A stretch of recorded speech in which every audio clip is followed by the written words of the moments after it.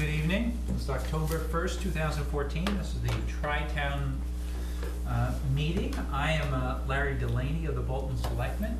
Why don't we, as sometimes our custom, just go around the table. Everybody can introduce themselves and their affiliations. Mark Sprady, Bolton Selectmen. I'm Mark Jones. I'm a member of the Planning Board in Stowe. George King, I'm the Assistant Superintendent for the school district. Michael Wood, Superintendent for the school district. Don Lowe, Bolton Town Administrator. Stan Wysocki, Bolton Select. The first item on our agenda is understanding district and high school rankings from Boston Business Journal, Newsweek, U.S. News World Reports, and the Massachusetts Department of Education. Stan, I think this is an issue that you put on the agenda, is that right? Yes, we discussed it briefly the last Tri-Town that was going to be on this week, I guess. Item 1 and item 2 sort of go together, but as we had discussed in the past, there are various organizations that rank, the districts and the high schools. Some of them are national, some of them are local. Boston Business Journal, and then also the Massachusetts Department of Education provides a report card, if you will, with a proficiency ranking. And when we talked last time, it was there are certain districts that are obviously ranked higher and lower and whatnot, but wanted to get an understanding of, why is Bolton and the Neshoba Regional School District, especially high school, specifically high school, because many of the third-party organizations are ranking high schools, why we are where we are, and why our own DOE, Department of Education, is ranking us where we are vis-a-vis select schools like Acton Boxborough and Bromfield and others. And then obviously coupled with the next bullet item is what are we looking at, or what can we do to sort of change that ranking and say put up, because I think that has an impact on town valuation, and when families are looking to move from out of state into Massachusetts, that's probably if they have school kids, that's probably one of the things that they look at. I looked at on the website today, the DOE's website today, and there's all kinds of numbers and all kinds of stuff, and there's a short report card and a long report card, and it's difficult for me to make sense of how they come up with that number. Why are we at where we're at, and how can we get that number higher? Sure. So it'd be nice if everybody used the same metric to and apply it to the ranking, so that each of those different entities, you could say with some degree of accuracy that it makes sense and is reasonable and so forth. I'll start with the DOE. DOE actually doesn't rank us. What you see in the newspaper when they do a presentation of MCAS scores is they create their own metric and apply it, and it's been pretty consistent across the years that they've done it the way they do it. And so it's another sort of iteration of applying where they want to put the emphasis in terms of the scores. That said, the DOE is the most pure of the data information, because it is how our students perform, and so that's probably the best place for people to look at and say, how are our students doing? Is it performance in the sense of MCAS and SATs It's MCAS. and that type of? They do have SAT information there, so they're actually building a good website. I mean, it really has a good foundation for, as you say, parents or prospective parents who want to come here, come to the area and shop for homes and so forth.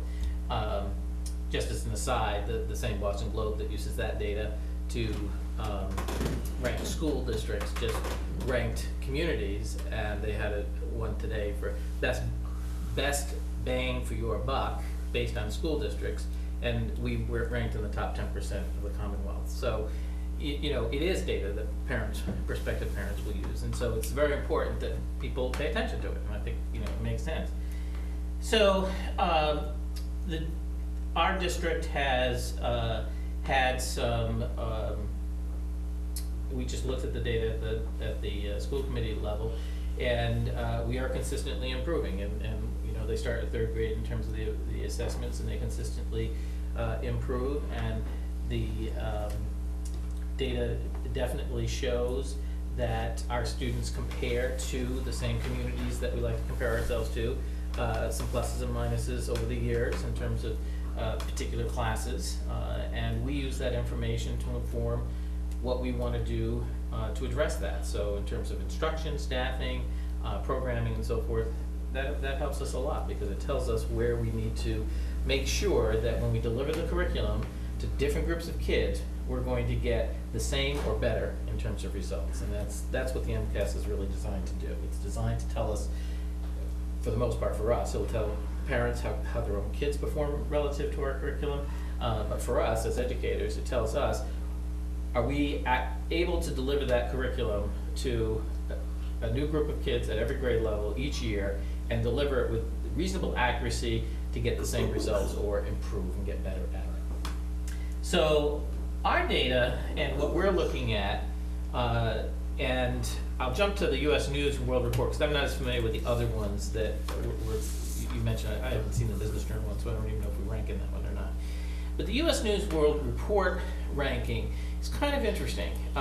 It's a rigorous ranking, and there are a lot of schools that don't make it into the ranking. The 2014, for example, Lexington school system didn't rank. And I don't think there's anybody at this table who's going to suggest that Lexington doesn't have a fine school system. It does, as do we.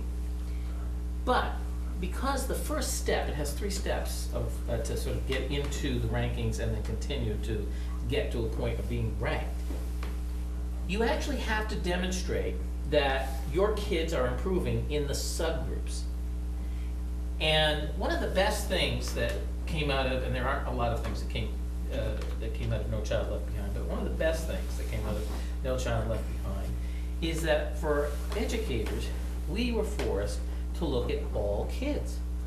We couldn't just look at our high-performing kids and say, oh, look at that. We have 97% of our kids in ELA getting proficient or advanced, and let it go at that. We can't do that anymore. We have to look at all categories. Granted, we don't have control over those categories, but all categories of kids as they are grouped by the federal and state government. So in the U.S. News and World Report ranking, where we did not even enter into, we missed out on getting into the ranking process, is because our ranking for that year, which is, they use the 2011-2012 student data for the 2014 rankings. So it's not even a current methodology, but it's, nonetheless, it's everybody was treated the same way. So I looked at it again today, so I better understood that particular piece, and I chose one other school to compare ourselves to, so you can get a sense of that it can be done, and obviously districts do get in there. So the first step is that we have to show that our economically disadvantaged students must perform better than statistically expected as our non-economically disadvantaged students. So that's the first step to get into the ranking process for them. So for our kids, that particular year, and this is in ELA, 94% of our kids performed proficient or advanced on the ELA portion of the MCAS test, and it's all based using the MCAS. For the grouping that they've determined fits the economically disadvantaged, we only had 74% be proficient or disadvantaged. Still a pretty high number, you would think, for that grouping. But the state had 77% as their average, 77%, excuse me, as their grouping for proficient for that same grouping. So we had to be better than 77% to be able to even start to be considered. And so we didn't even enter, that we lost right there. This is for U.S. News and World Report. This is for U.S. News and World Report. All of them have this similar sort of methodology. They're step processes. I'm not an expert in each one, but this is the one that I've heard a lot about and certainly pay attention to the most myself. How big, I'm sorry, how big is that sample, the economically disadvantaged kids as opposed to the, So for us, right? I don't have that specific number in front of me. It's obviously not very large. But for them to give us that data in the report, it has to be greater than 20. So I don't know exactly, but it has to be greater than 20 overall. But just so you understand the comparison, man, Boston Latin, which in 2014 ranked number 1 in the U.S. News World Report, they have 100% of their economically disadvantaged make it. Now, coincidentally, in that particular school, 100% made it altogether. Mhm. The entire school is economically disadvantaged. So they have all of their resources geared toward making sure that population of kids score well. Whatever they are, that's what they do. I mean, that's what the The focus fact that is. it's an exam school, I would assume, probably makes it more of an advantage, isn't it? Yes, there's Boston Latin and Boston Latin Academy, so I'm not sure if both of these are exam schools. So I assume it is an exam school. I don't know, I Yeah, thought it was. but I don't know for sure. So I don't know if so we had to make for both for ELA and math. So for math, we were at 65% and the state was at 62%. So if they chose just math, we would have at least made step 1 on that hurdle. So if we made step 1 and we got to step 2, now they look at a broader group of kids that they call least advantaged, which now in our nomenclature we have what we call low income on the MCAS data that you would see on our report card, and the state uses it in their report card. We have low income, so that's what I use as a comparison with economically disadvantaged. And then for least advantaged, we have a category called high risk, and that's a group of several different other subgroups. So this would be our students with special needs, our students with 504 plans, students with some other type of school assistance plan of some nature that would be grouped in that group. And it also includes the economically disadvantaged. For us, it doesn't, it starts to lump them together. So when we looked at this number for ELA, we had 64%, and the state had 76%. So the gap is widened, and again, when you compare it to Boston Latin, they were at 100%. So again, so they were able to make that hurdle again as well. And then if we were fortunate enough to make that leap in step 2, then we get to the college readiness. And this one is based on the 12th graders taking 1 or 2 AP tests, and it's divided by the total number of 12th graders in that year. So we had 154 students took 1 test, and 47 students took 2 tests. And we had 243 12th graders, and that gave us a finished score, a college readiness score of 59. Now, something else must be a factor in there, because I tried those numbers in a lot of different ways and I couldn't end up with 59, but so I'll assume they have a metric that makes it work easier. But to give you a comparison, the college readiness score for Boston Latin was 89, but in the top 10, it goes from a high of 89 to 62.6. That's the top 10 schools. So 59 is not terribly low. It's just not high enough. Didn't meet the threshold. Didn't meet that threshold. I bet, and I didn't look, but if you go down to the top 20 or the top 30, you'd probably start seeing schools at 59. But they have to make those other 2 thresholds. So I like the part 2 on the agenda. I think makes a lot of sense to talk about, and this is obviously what we would talk about at the school committee with looking at data around what that would support strategies to change performance. We recognize fully we have a high-risk population that we really need to address and build strategies to address that. And over the last couple of years, we've done that. And if you look at our scores for high risk, there's been up and down movement that hasn't been consistent. So we haven't found the right mixture at the high school. But what we need to do is find strategies that work. Now, one of the ones that we're trying this year that I think makes a lot of sense is for our kids in math, we have added, that we think the majority are in this high-risk group, we have added an extra math course that they have to take along with their freshman math, so that we give them essentially a double dose of math as they come up through at ninth grade, and then really try to hone them in as they go through 10th, 11th, and 12th grades. I think that's a great strategy. It's been something we've talked about. Other things that I think we want to look at, especially around the college readiness side of things, there are schools that pay for the SAT prep because they want kids to be prepared for that model of testing. In some way, shape, or form, we have to increase the number of kids that take the SAT, and that's something that's really critical overall. I think, and by the way, we have that number has gone up consistently over the last few years. What is that approximately? So in this particular year, we had a total of 302 test takers. So, they took either 1 to 5 tests. And now we're up in the low 500s range. This is at the high school. This is at the high school.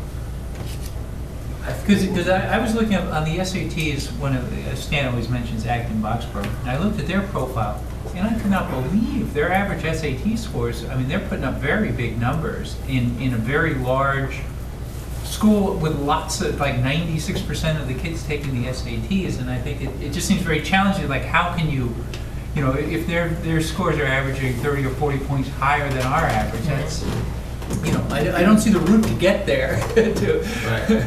Well, I didn't realize that the SATs were optional. I mean, when I was growing up, you took them, and if you didn't do well, you took them again, and then you took them again. But, I mean, I didn't realize this is all optional now. Yeah. There are many colleges that don't require them. Wow. Yeah. Or they'll take ACT. ACTs, yeah. Some students Right. do better on that than Wow. SATs. and Exactly. such. Well, yeah, actually, the modern trend, there are a lot of good schools that don't Yeah. need the SAT. Yeah. Right. Times have Yeah. changed. Yeah. So, but again, for this metric, it would behoove us if more kids took them and took more tests overall, and of course scored 3 or better, because it has to count. Which is kind of contrary to the whole way the whole rest of the world is going, which is, do you really Exactly. need the tests? Do they measure what colleges really care about, or even what life cares about? Right, Yeah. exactly. So, I recognize, and it's always quick and easy to look at a number and say, that's good, and so let's move here, or let's do this, or let's do that. It definitely feels good when you rank in these types of things, but it's equally as important to digest why you don't rank. And it's consistent with what we already knew. It's consistent with activities that we are undergoing to improve and get better. We're just not there yet, or at least we won't know until 2015 comes around. Well, I guess maybe just taking a little closer to home, because obviously, these third-party groups have different ways they evaluate. Mhm. Some are similar, they may differ. You've explained some. But let's just go to the Department of Education, where you pull up, you look for the report card, Yep. and we have a score of 76 proficiency against other schools in the Commonwealth, and we'll pick on Acton Boxborough, and we'll pick on Bromfield, and they're 97%. So they're probably using, obviously, to your point, more pure data. So why is it that we're at 76% and those other schools are at 97, and they typically will rank higher also in these third-party things. Right. But what is the, how does the state arrive at that arbitrary number of 76 or 97, So- or whatever it is? It depends on what number you're looking at, but for example, the state has, in its formula, it has a number called the CPI. And that's a cumulative point index that is used, and numbers are, points are awarded for different levels of attainment in these subgroups. So it always comes back to these subgroups. And so if we, and we haven't, scored as well, narrowing our gap, if you remember from No Child Left Behind, the goal is all children will be proficient. So until we have narrowed the gap over a 5-year period, Massachusetts had a waiver for a different formula. And so if we didn't meet our expectation for narrowing that gap, we don't get any points. So for example, if we had to make 5 points to narrow the gap in the 2014 spring assessments in ELA, and our students only made 4 points, we get 0 points towards our CPI. And therefore, we get a lower CPI ultimately because we didn't make those points. If Bromfield, even though they scored exactly the same as we did, but they narrowed their gap and they made the 5-point difference, they get the points. And if they made 1 point more, they get bonus points. And so then, they get a higher score. So even the Massachusetts formula is not a pure formula. In some ways, you'd like to make it as pure as possible so people who could see. We scored 97% of our 10th graders proficient and advanced in 2014. Bromfield, I believe, did, I don't know what this year's score is, but let's say it's 98 or 99, which is typically what they do.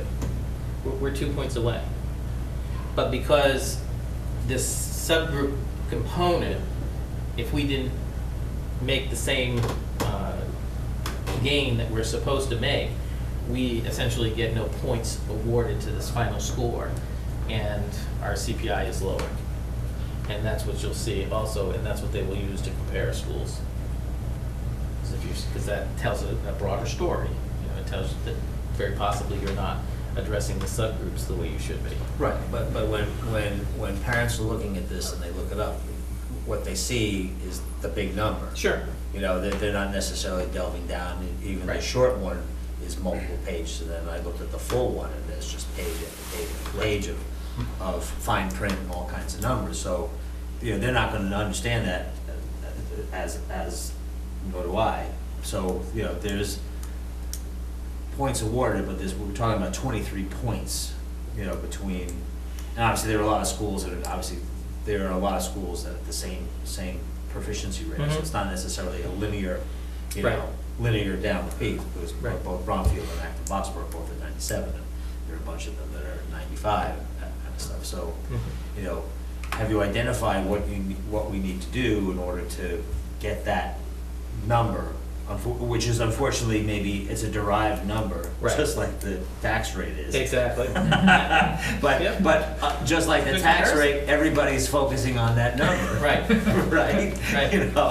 So, I mean, we're stuck with it, so it's like, and I think that's certainly, one issue as to why perhaps the valuations haven't gone up as Right. much, because, people are just comparing, towns and. Well, but to that point, Stowe's valuation wasn't hurt as bad as Bolton's was, so I think it's not just the school district. Well, but the thing is, for the most part, the third-party rankings, U.S. News and World Report and Newsweek, are typically ranking the high school. Right. Oh, yeah. Okay, and the high school is in Bolton. It's not in Stowe. So, I think that's. So we Right, get but if you're buying a house in Stowe, where the high school, that your kids are gonna go to. Sort of, yeah, sort of, yeah. But I think that contributes a little bit. But I think it's tagged as Bolton, so tagged as Bolton. so we get the benefit or the burden. A burden, depending exactly. on, Maybe just a little.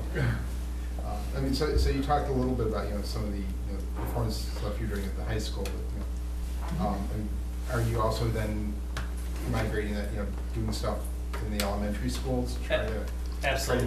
get a much more solid base? Absolutely. So at the elementary schools, what we've been doing is we've been reorganizing we've done a series of things over a few years. We had a big emphasis on teaching teachers more about how to reach struggling learners. Now we do something called plus groups, which really targets, again, it targets all learners, but for the kids that are especially struggling learners, they get more individualized instruction as a whole. And in most cases, the whole entire school is doing this, so we have kids who get enrichment and kids who get attention for areas of the curriculum where they're struggling. And we've also created positions, for example, math specialists at the elementary level, just like we've always had literacy specialists at the elementary level. Bolton, for example, has struggled in math around its high needs kids. And so we really tackled math as a particular area and really trying to address it overall. And how long has that been? So the math specialist position has been around for 2 years. The plus, how long have we been in plus? 3 years maybe? Three, district-wide. District-wide at least. It's been 3 years.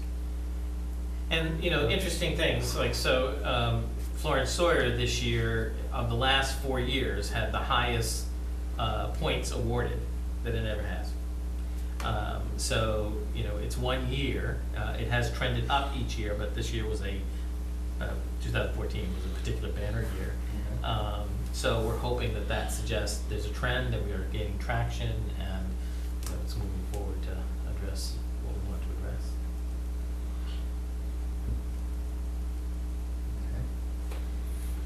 Getting back to that derived number, is that something that's generated on a yearly basis? Is that a 5-year number? So the CPI is derived annually, but then they also have something called a PPI, which is derived over 4 years, is the trend data that they look at.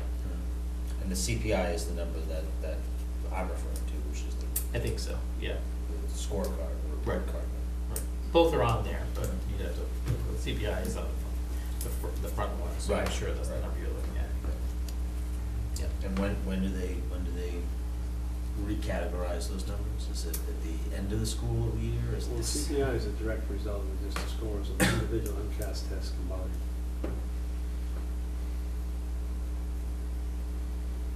And So that's- after the MCAS test results, it's derived from the MCAS test results. Okay. So that's done, essentially, that's calculated in September of every year. Mhm. So they take them in March and May, ELA and math respectively, and then it takes them all summer to get them Mhm. corrected. They do a first release to schools to look at raw scores, just so that we can look at every student's results and see if there's an anomaly that we think is an error. And then they have September to correct anything, and then they do public reporting. So it's year to year. But the schools, like, just to use Bromfield as an example, they got a smaller group of kids, but to keep that high number there, what do they have to be, they're consistently improving on their disadvantaged kids, or how, or is it enough to stay the same? Once you're at the top here, it's enough to stay level? That's a piece of it, but you do have to continuously work with that group of kids, so you've got to at least be working toward your Mhm. target score. But if you were already at the top, your distance of score may be only 7 points. Where if you were more in the middle range, you might have 20 points to have to gain. So each year you have to gain more. Mm-hmm. So it just becomes a little, the challenge is greater. From your view as an administrator, what are the pathological outcomes of all of these measurements? And are there consequences in an economic or budgetary sense that come down from the state or otherwise to these measures? Well, there are. I don't want to take up too much time and get too theoretical on you, but I mean, especially when we're talking about some of our most challenged learners, there are school systems that still have a pretty, do not offer a continuum of programming for kids. And so they have made decisions to have kids go to private schools for special education programming. We've not made that decision So become disconnected from their own community. and disconnected from their own community. So over my tenure, we've created a continuum of learning within our district. And we have a great percentage of kids who stay right here. So that's a philosophical decision that's been made over the years. I think it also comes to a budgetary decision. I think we've saved, we'll put a number to it, but a large number. But that also means that we've had to invest in special professional development for teachers, certain staff positions that some school systems don't have. Because, you know, as soon as you get to a particular need, you're going to have a teacher with specialized training to be able to address that need. And so we've had to do that over the years. So that's a budgetary piece of the puzzle. The staff development is critical because, you know, you're always looking for new strategies that will be more efficient use of time, make it more interesting for kids, more engaging for kids, so that they'll want to learn and come back, you know, to the table with eyes open and interested and motivated to learn. But also, you want to have, you want to be able to get everybody behind the notion that all kids can learn. And, you know, academia is filled with a continuum of people who have different thinking around, you know, what groups of kids can learn. And so much of the professional development is around really talking about and getting people to understand ways to get all kids to learn. Sometimes in all classrooms, you know, and some teachers really like tracking, which Meaning mixed classroom versus Mixed classrooms. narrow-minded groups of people in the sense of, you know, how they are classified and put together. correctly, correct. So, so that's been a bulk of our work that we've been working on, and I think have had great success with, because frankly, I believe, and my philosophy is that the greater the mixture of learners, the more learning will take place, because learning ultimately is a social event. Kids have to talk about it, they have to read together, they have to understand together, and they ultimately do benefit. There's a very, very narrow group of folks who really need to be together because they're like-minded and likability, but that's a very narrow group. So I'm not hearing that there's kind of a budgetary consequence, at least in terms of state funding of all of these measures. It's really just a measure and everyone gets to think about the measures, Right. but not necessarily something that happens as a consequence of them. Well, Is that correct? if we are Unless it's low, very, very low. if we're low performing, they can Yeah. take over, yeah. Right, but aside from the extremely low Right, districts, it's really just that's how you doing kind of exactly, conversation. right. And to their credit, over the last few years, when they've had the resources through Race to the Top funds, although we weren't a participant in that particular grant, we did benefit from some of the professional development from that. And that's not going away. You mentioned the AP as one of the metrics that the US News uses. Though I'm surprised, I mean, when we were in school, just a handful of kids were taking AP tests, and now they're sort of big numbers at the high Big school. But numbers. is that something, I mean, do we want to encourage more kids to be doing that, or maybe is that not That's a great appropriate? question. That's a great question. I'm of the mind that I think that we offer a lot in our honors classes. I think there are a lot of kids who would do very well having taken our honors classes and trying the AP tests, having not taken the AP curriculum. And I don't think that we talked about that. In other words, you know, we're still pretty much of the mindset that you have to take the AP class to take the AP test. So that's one piece of the puzzle to get more kids involved. The other piece is to look at having more kids take AP courses. That yes, they are rigorous. There's some, and I'm probably in that group, who would say they're still, the AP courses are much more geared towards memorization and rote understanding of something. But there's value to that. I think a lot more of our kids should try one or two over the course of their history in the high school that don't. And there are programs out there right now that would assist schools to start thinking about getting more kids to try an AP course, and experience it. But your high school has to be open to that, and it has to be willing to do that. We had a fairly large expansion of our AP programming offerings about 5 years ago, and so that was the year that we did very well in the rankings, and so we were able to benefit greatly from that. But once we got to, I think now we're up to 19 courses, we've saturated pretty much the curriculum areas that offer AP. There are a few more that we could offer. So now the only way we can really increase that number is by getting more kids into those classes. Mm-hmm. And obviously offer more sections, because they're maxed out now. There are some college departments that don't take a strong view on AP stuff. They don't really appreciate them and discount them. Yeah. Don't necessarily give any particular credit that's different from your high school stuff. So it's not a uniform acceptance out in the college. No, or they want higher score, they want 4s or 5s to give credit, right? Have you? Yeah, I apologize for being late. I was so lost in thought on the way here. I flew right by 117. So maybe this was covered early on, but I had a rough idea of our rankings in Newsweek and that other periodical you guys remember, U.S. News and World Report, when I was on school committee. Has it dipped in the past 5 years?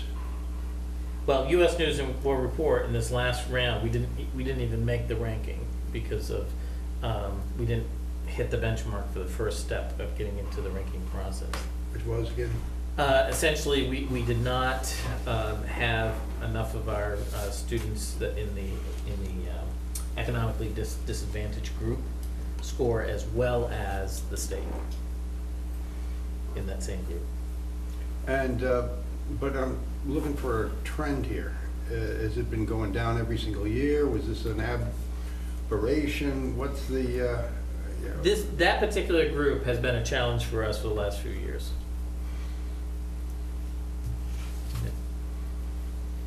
And what's changed? That's a great question. I don't think anything has changed. I don't think anything has changed. I think that that's a great question. I don't have a specific answer to that. I mean, the size of the group has not changed all that much. The offerings at the high school have changed only subtly. So for example, we offer courses that kids could be challenged in and be successful in. So that hasn't changed.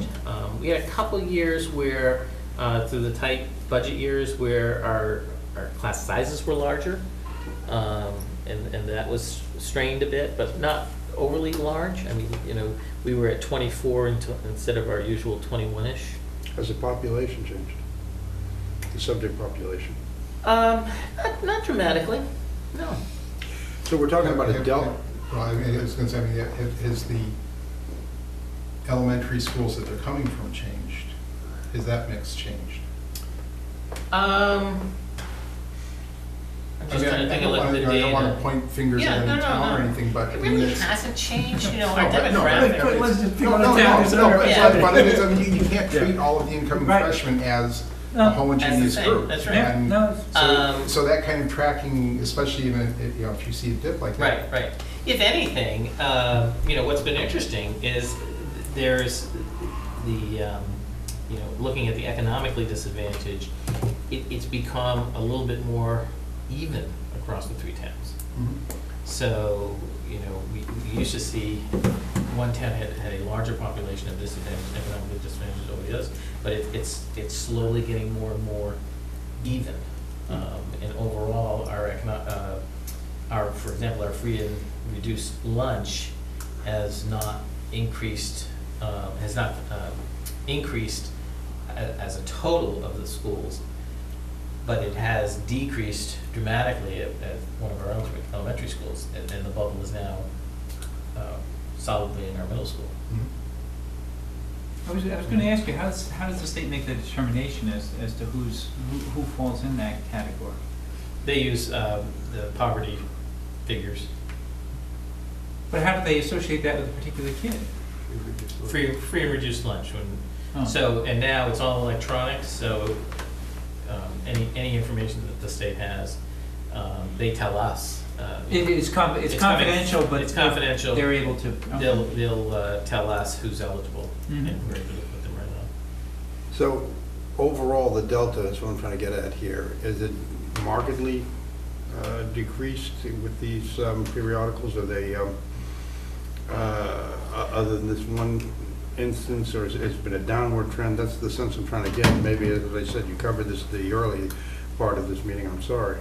We've been in the same band up until last year, Okay. so. But this is for US News and World Report. Right, I mean, specifically. there are others, like Newsweek is another national one, but Boston Business Journal, you know, you're just looking at it, you know, when it came out last year, you know, I forget which one was number 2 and which one was number 11, but again, Acton, Boxborough, and Brownfield, and we were sort of at the bottom of the top 20 or 25%. So, you know, we're in that band of the top 20 or 25%, we're at the bottom of that, at least from how they rank. Right, and Right. how were we 5 years ago? I don't know. I would say we had been flirting with the top of between 15% and 25% over my tenure here. We've gone up and down. Thanks. No? Anything else? We've sort of covered our second item, and as Michael said, we merged into that, which was to explore how to develop and incorporate a program to improve the rankings. The third item on our agenda is financial impact of school choice. How much does the district pay per pupil, and how much do we get per pupil through school choice? Turn it over to George's. Well, the school choice program, the basic price is limited to $5,000. When the school choice program was first introduced 25 years ago, it was a per pupil cost, but that's no longer the case. Technically, it is still a per pupil cost, with a statutory maximum of $5,000. So that's how much we get, and that's how much we give when someone goes in or out on school choice. The only exception to that is there's an additional cost for certain things like special education transportation, which is tacked on directly, and other special education service costs, which are billed back at the circuit breaker formula. Circuit breaker is what the reimbursement we get for the state are very high for special ed costs, and that formula is applied and it's billed back to this serving district based on that formula. So the basic cost is $5,000, slightly enhanced by special education costs. And some years that's a very minimal advancement, other years it's a significant advancement. We had one case where we paid a lot of money going out for a couple of years for various reasons on the case. So that meant that we had relatively few kids out. We ended up paying more money because one of the kids' services were very expensive. So that's and we built, the philosophy we built the school choice program on was to build a policy that allowed us to set kids so that we got that $5,000, but it was truly built on the margin. In other words, we weren't paying to hire new teachers or anything like that for the kids we were taking in. We had a policy based on class size, and we had the kids based on available class size spaces, while still having a buffer zone for our own kids, our own particular growth and things like that. So it didn't ultimately get us in that by having some of our own growth on top of that. So, that's the case. We trended up since about 2010 for a few years, for a pretty significant income. The last couple of years now, we're trending back downward because this policy was changed a couple of years ago, where we now only accept school choice students at the high school. So we have essentially 100 students at the high school, 25 per class, and that's all we accept now for school choice. We still do have some remaining school choice in grades 2 through 8, but those will diminish per grade per year. So at the very least, you know, we're gonna lose in revenue $125,000 a year. Our net revenue could conceivably be lost at a greater amount because if more kids happen to go out. You know, we find it frustrating when kids go out because of the, you know, for lots of different reasons, obviously, but I think the most frustrating thing about when kids go out is the fact that a majority of the kids that go out that we're charged for never went to school here. They're kids who lived in the district, and for whatever reason, their parents elected to put them in different towns, and, you know, whether they worked there, that type of thing. You know, we don't really know. We don't know the kids. We've never had the kids in our school. So if we research these kids, we got a list of every kid we get charged for, and we research to make sure, through the help of the town clerks of various towns and things, to make sure that they live in the town. And we find mistakes from time to time. Just the last time we did a full one a year or so ago, you know, I think we covered $38,000. Some were somewhat obvious to me. We had one from Agawam, which I didn't think some of the kids to Agawam, that was like a coding error. But it seems a bit of a stretch that they were going that far. So things like that jump out. But if you didn't call it though, they wouldn't know it, you know. Yeah. In other towns sometimes can codes wrong. So we do check them very closely, but a lot of the kids we don't know. You know, occasionally kids go out, but not that many that we've had. What are the relative numbers, the import versus export? Well, in my 9 years here, this changed quite a bit, actually. When I first got here, we had more going out than coming in. That certainly switched by the late 2008, 2009 range. And up a couple of years ago, we were as much as 4 times in versus out. We had over 220 coming in. We had about 55 going out. Again, the last few years, our out figure has creeped up a little bit for reasons that are very hard to explain because we don't know the kids. So we're up to about 75 to 80 kids out the last couple of years, and our in figures decreased because of policy change. We know why that's happened. It's decreased by 25 per year, which is what we expect, at least to decrease by maybe a little bit more. So we're down to about 170, 165 coming in this year. We don't know what our out number is for this year. The state hasn't released that yet. So we know how many we have coming in, and we through our own student information system, we can tell how many school choice kids we have in, but we don't know how many we have going on. How many went out last year? In FY14, we had, that was when we went up to 80 out. And this 80 out, in and out, is both at both Florence Sawyer and the high school, or we just talking about? No, District-wide. District-wide, they're all 3 times. So we may not know why they're leaving if we never had them to begin with, but do we see some trends on where they're going if they're not coming here? It's all over. Yeah, it's generally, there's not a trend. There isn't. And sometimes you do see a trend in some towns like that, and over the years there's different trends, but we don't really have a trend. So we're not losing particularly to a particular area.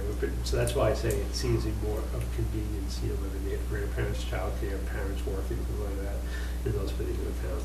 Obviously, occasionally there's a small cluster, but I wouldn't say it's any type of like a couple of far ends of the district where people go to the neighboring towns if the town is open, like the corner of Lancaster may go to Clinton, but not in huge numbers. And whereas on the other side of the district, where you might sometimes expect to see some out just because of, the distance from the high school to the high school from the lower part of Stowe is a long way. Those types of things might influence that, but it hasn't really happened because towns like Sudbury are not open for school choice, so we don't see it there. Acton Boxborough is, but we don't lose a significant number to them. I didn't think they accepted any. Acton Boxborough? Did they change the I policy? think they've closed Had they recently, recently? Yeah, like 2 years ago or something like Okay, that. so maybe that's why. So you're not, So you have the momentum, there's people who got in at third grade and they're still That's right, making their yeah. way through the Right, system. that you have. We definitely have a few charges now, but Yeah. nothing significant that you'd expect, given. the- You're not losing kids to Acton, Boxborough, or Lincoln Sudbury because those schools don't have a policy of school choice. So that, if That's that's what I'm what saying you're about Lincoln Sudbury, I definitely, but I No, had taken it, but I Well, didn't to really- Stan's point, we lose them before they even move into town, so. Right. Yeah, a certain percentage. Yeah. But I mean, if the concern was we were losing them to, Right. you know, Harvard, I think, still has school choice. But, you know, that's a mixed bag over there, just speaking as a parent. If you go to Maynard, you're going there for athletics. To be in a small community. But I don't think you know, I never had a sense that you know, in all these fluctuations, the out versus in was based on people trying to get a better education. There's an interesting example, Clinton right now, I think they've got 50 people coming in and 25 going out. So it's not all the same reason why people are choosing their district. Yeah, It's absolutely. clearly, you know, many, many reasons that are going on. Education is a very personal choice. I mean, we get calls from families who have moved out of our district, who want a school choice back in. And, you know, because either they've been here and they know what the quality is and so forth, or they've been now in their new town and they realize what the quality isn't, and they wanna come back. And so, you know, it's a very personal choice. I'm sure that's the reason behind some of the kids who go out that we never have, because they moved here, they went to the other town, they school chose back Could home. be. I'm sure that's one of the reasons. Yeah. But on a net basis, it looks like there's 100, more or less, 90 maybe, that are in compared to out. So that's a $500,000, 100 times $5,000, Well, I think it's more or less, right? Yeah, well, it's probably a little bit closer, it's closer to 80, so I'd say it's probably $450,000. And, because the special. Excluding the special ed. And that, yeah, but that's went against us a little bit the last couple of years. We'll see if it does this year, but that's went against us to a significant number the last couple of years. Just on a net cash basis, it hasn't, you know, the last year we have numbers for, it was last year, we had 194 in, 80 out, so that's a delta of 114 kids. But the delta on the net cash is only $460,000, so that's like $100,000 net, you know. Which is tiny compared to $50 million. Really not that much to worry about. No, I'm not sure I agree with that, because we talk about revenues during budget time, you know, $50,000 is a lot more. Right. So I don't know that. I would say our school choice plugged our holes through the economic recession. I definitely. So 10% of your high school is school choice kids, essentially, right? If you have 25 per class. Yeah. And so when you're thinking about the high school expansion, is thought being given that, you know, if that maybe you reduce school choice if populations are growing in the towns? So, if that were the case, if population really start to, you know, grow exponentially, I think we Yeah. should. I would say it's still on the margins at our high school, in terms of, because what we're able to do, at the high school, it's different than the elementary school. It truly is on the margin at the elementary school, because, you know, if we have to run 3 classes, but we can only fill those 3 classes with 18 kids, but our policy allows us to go to 22. We have 3 classes, you know, we have essentially 12 spots that we can put kids into, and that's how we ran our formula for elementary school. At the high school, because you're not looking for, you know, dividing that class by the number of kids in that class, you're looking for programming opportunities. I look at that as those 100 kids are giving us the money for some of the class sections that we want to offer to keep, either to expand programming or to keep class sizes at a reasonable number. And to that end, exactly correct, because if you look at some trends around, some towns that build new high schools and expand, as you say, do just that. when they build their new high schools, they actually expand their school choice because they want to use that margin to pay for the, just Extra exactly as revenue, Michael yeah. described it. Mm-hmm. Yeah, I guess the flip side, or the flip side of that is that when you read about some of the stuff from the school building committee, or, you know, what you mentioned earlier with the dip because the class sizes got bigger, now, I mean, the school choice is sort of around the margins, but it's also kind of artificially pushing up the class sizes. You know, Right, so I mean, when- we definitely so have when 100 more kids. So when we, No you know, matter I what. mean, there's 100 more kids, so it's pushing, you know, the class sizes up, which, you know, which may be, you know, but if we're using the class size as an argument for why we need a new high school, or if that's factoring into it, it gets a little bit iffy, I guess, to say we need that extra space because we have school choice kids. That might be the case if size was the driving component of it. Right. But Right. I don't. Right, but you can't argue that the class sizes are too big, but we have an extra 100 kids there. Right, and I don't So, think we well, are. I mean, that was discussed in the paper last week, Yeah, so. don't always believe we The principal, though, has complained that he has trouble scheduling, that he's reaching Yeah. fullness in the many classrooms, and that's an indicator of classroom and time. He says what the sources you have, how many classrooms and how many periods. What's your elbow room to actually schedule new and different things? And so he's complaining, has said as much to the Mhm. Space Task Force. I'm challenged, and, you know, if population continues to grow, that challenge will turn into lack of elbow room and flexibility to do stuff. Under the new policy of eliminating school choice below high school grades, have you, and assuming, you can tell me if this assumption is wrong, that when kids school choice in, they're really doing it at a younger level and they're trying to get the full 12 years of education. They don't come in just for the high school, except maybe in Clinton and Lancaster. Do you think that that bubble's going to Well, decrease class size in the high school at some point? no, because we've kept the 100 at high school. We always have a lottery for ninth grade at our high school. Oh, yeah? And so as soon as we do exit the 2 through 8 that we currently have, as, you know, and we will probably have, if we keep school choice, we'll have the 25 seats in ninth grade, and if they're all open, we'll have a lottery for those seats, I expect. How many more years will it be before the lower So grades? 7 more years. Right, I mean, that's an interesting question, in a way, I hadn't really thought about Mm. that, but if we try to fill those seats from zero, we haven't really done that in a long time. We haven't, Even in yeah. our previous policy, it was 5-5-5 across the middle school, Right. not always filled. So whether we go from 0 to 25 and get, I think we'd have the applicants, whether we'd actually get the attendees once it gets out. Right. It would be interesting, Yeah. I have no idea.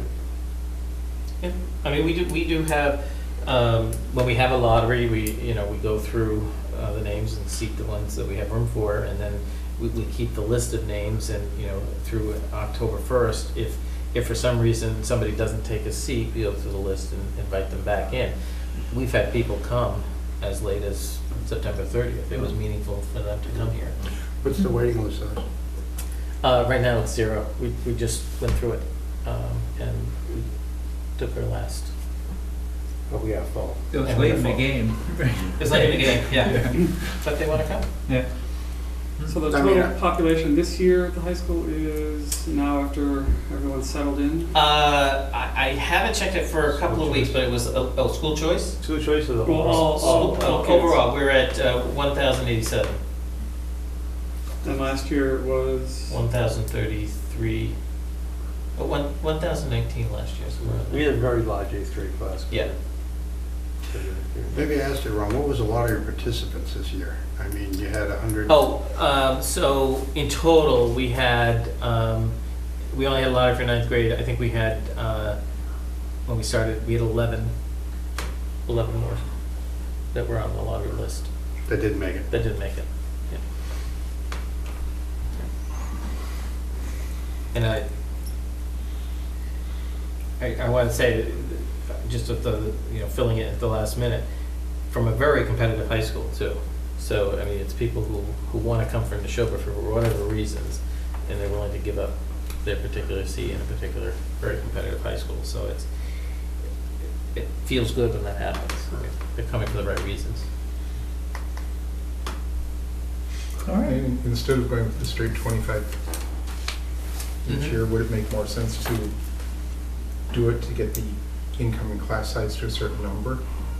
So you just said that there's a bubble on the 8th grade. Yeah. So would it have made more sense to reduce the number of openings this year to keep that overall 9th grade class a certain Right, a certain size. size? So it gets much harder at the high school because our high school kids have choice. They can go to Minuteman or they can come to us. And unfortunately, we often don't know if they are gonna go to Minuteman until August and, or our first day of school. And you know, and then with Minuteman, because of how they operate, you know, there are times when we have a group of kids who return. So it's very hard to find that number of what it will look like. Plus, it gets it gets mitigated because we have class offerings different than we do at the 8th grade, for example. We only have 5 sections. But when you're in high school, you know, you can have 9th graders with 10th graders, and you can have you know, a greater opportunity to mix them up a bit over a 7-period day, so that you wouldn't see the same class size issues. The other thing is, until the situation Brian described happens, the net is only probably around 10 kids anyway, so it's really not that much True. influx in 9th grade. The kids are already in those They're already in the classes. system, right? Whatever. So, I think, so, you know, I think the bottom line, you can, we've talked about this forever now ourselves, I know. for years, and we all have different opinions on it. And I admit that as some strong opinions on it from a financial point of view, even an educational point of view too. I think there's a lot of benefits to it. But it essentially brings us $500,000+ to our high school, you know, to our budget. And even if we got rid of the school choice kid, we would not save anywhere near $500,000 at our high school. It would not happen. I mean, you know, As soon as you need a modular classroom though, that's $100,000. Bang. If you need 2 or 5 of them, that's $500,000. Well, yeah, You know, but that's one You're not time. gonna get paid, Right, but you're that's not gonna one, pay for that but that's a 1 year or 2 one-time years. cost. You know, it's a capital cost that you're not allowed to use. It's a you know? one-time cost, and this is $500,000 a year. Right, but that capital cost is not something that your choice students are allowed by law to do. That's an operational cost you're only allowed to use. So that's a really true. big difference when you reach capacity, bang, things change budgetarily. What do you mean, You can't use your choice money for anything but operations, and when you Right. have to create facilities, that's really a different thing that you have to think about, because it's not the same budgetarily. I would argue that point, but I understand, yes and no. And especially when you're already paying $15,000 a student on average throughout the district, that you really, as soon as you need facility, you're really hurting on that gap But again, you're between not- what your so you're income not- and what you actually have to You're not paying use to 15, you're support not paying it. 15,000. Right. That's around 12,000. 12.6, yeah. That's number one. Number two, that's the whole margin argument though. If you sign up 3 kids for our high school tomorrow, that's not costing us $36,000 more. No, it's only when you need some facility to deal with them.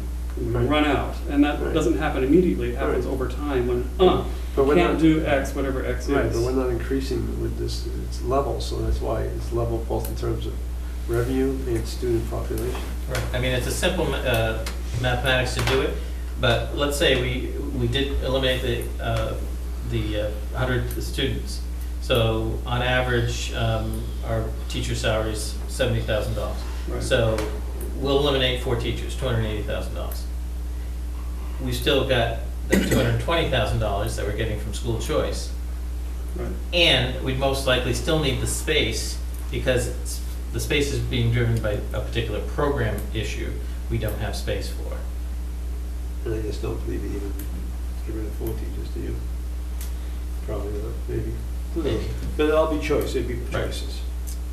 You probably could, you know, Maybe. you probably could adjust in math in your core courses, only because, Maybe. Yeah. That's hypothetical. that's a hypothetical, Yeah. absolutely, I mean, so. All right, well, no, I think it's a very useful discussion.